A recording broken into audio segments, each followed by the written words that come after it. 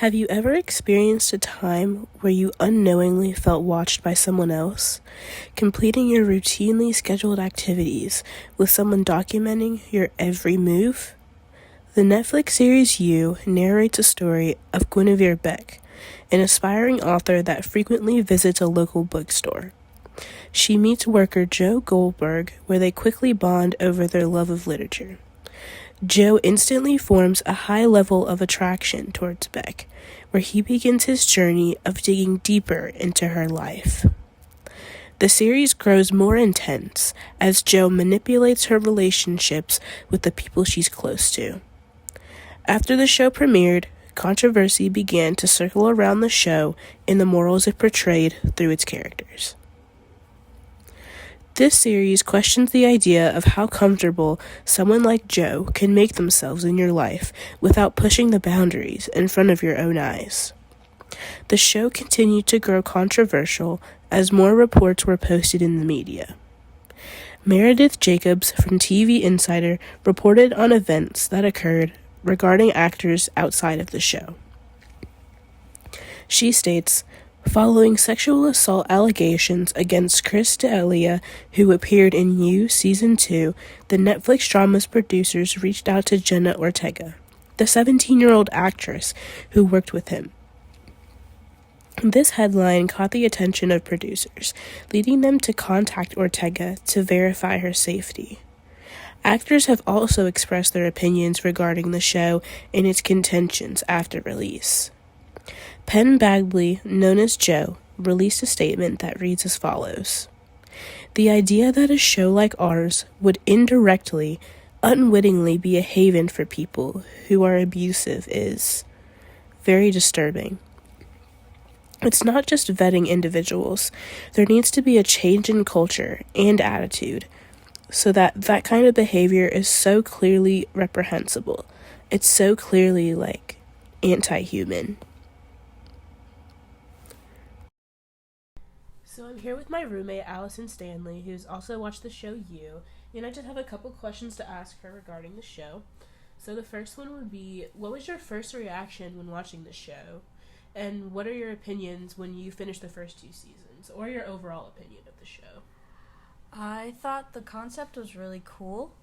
I really like how it kind of progressed, but I feel like the end of season 2 was a little bit disappointing, honestly, because, spoiler alert, he was, happy with Beck, and then, or no, not Beck, he was happy with whatever her name is. Love. He was happy with Love, and then he, all we saw was that he, saw another lady. It's like, bro, don't give it up. You have it good. Stop doing what you're doing. So, what kind of things, happened at the end of season 2 that, made you feel like it was kind of disappointing? It was really just how, I feel like they honestly could have ended it all there, just with him being happy with Love, but, So for those who, haven't watched it, do you, remember, what he did to her, at the end? I think it was, he had her, a spoiler, but he had her, in that storage unit. Yeah, he had her in the storage unit, and she was pregnant.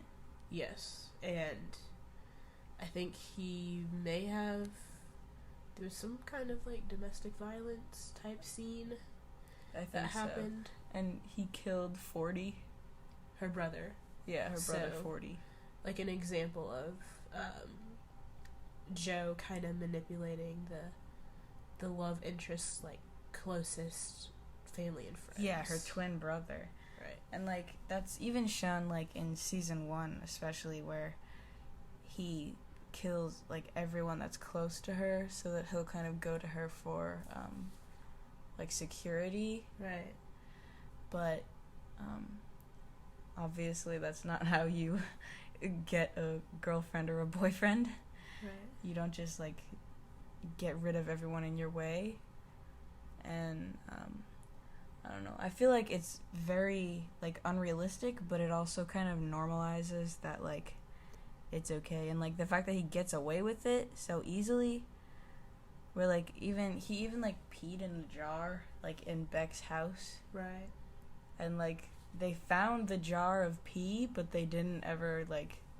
investigate on it. Yeah, they were just like, oh, well, just a jar of pee. No, it wasn't Beck's house. It was her friend's house. Right. And he killed the friend, too. Yeah, so it was just kind of a big variety of just, not to give too many spoilers away, but, like, examples of him, I guess, kind of, quote-unquote, destroying, like, the lives of, like, his love interests, like, closest, like, peers, and kind of doing, like, whatever possible to win them over, in a sense. Yeah. So the second question is, did you think that Joe's behavior towards Beck in season 1 and love in season 2 were, like, excessive in any way? Just, like, yeah, it was really, like, conflicting because, like, watching it, you know that what he's doing is not the right thing to be doing, obviously, but, like, it's really hard to kind of, like, dislike him because, like, the way they portray him and, like, make him seem like such a good guy when he's not, like, killing their closest friends and family.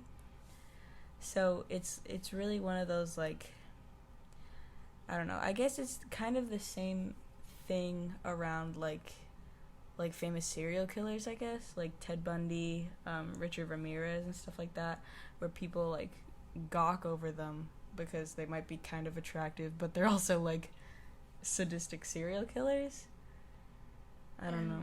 I feel like the show kind of showed, like, those sides of the spectrum of Joe, because it would show, obviously, like, the violent acts he would commit, and then, like, different scenarios of, like, his neighbors, for example, like, where he would, like, go out of his way to, like, help them in, like, out of, like, genuine kindness. Yeah, that little kid Paco that he helped out of that, like, his father was abusive, and he, like, pretty sure he killed the dad. Yes. Yeah. So, I mean, like, I don't know, part of him is a, what's the word? A vigilante. Like, part of him's like a vigilante, but then the other part's just, like, kind of selfish in what he does.